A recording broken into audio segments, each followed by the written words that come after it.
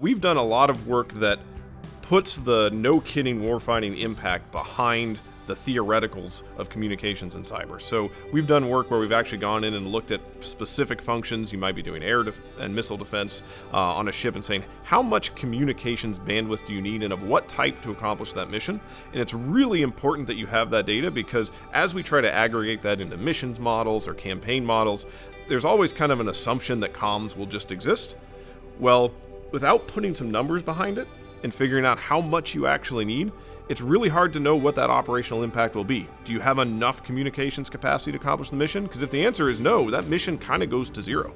And if that mission goes to zero, well, guess what? The operations in that mission or in that campaign are going to be greatly affected.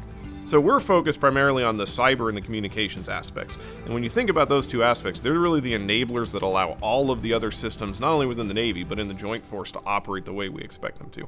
And this is a place where our focus on getting real-world information is really important, because we've done plenty of work that shows theoretically how you expect communications to work between two platforms is not actually how it works when you're on the system itself. So we're going out collecting that real world data, saying, hey, this comms pipe that comes into a destroyer, where does that data go? How much data comes in? What data do I lose when I get there?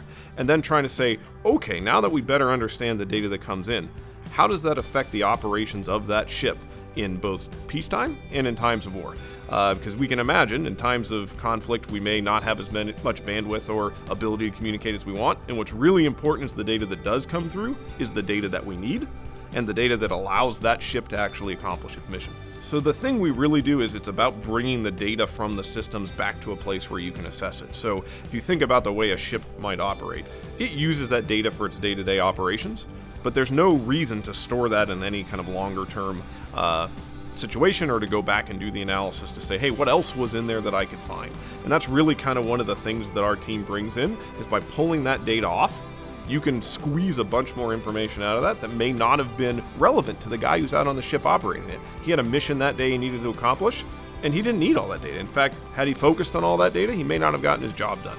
So we're kind of that force multiplier that comes in and says, hey, there's additional things we could learn, help you come up with new tactics, new systems, new procedures, and we kind of provide that, call it a bench of highly technical expertise that can help them get every value out of that data that they have.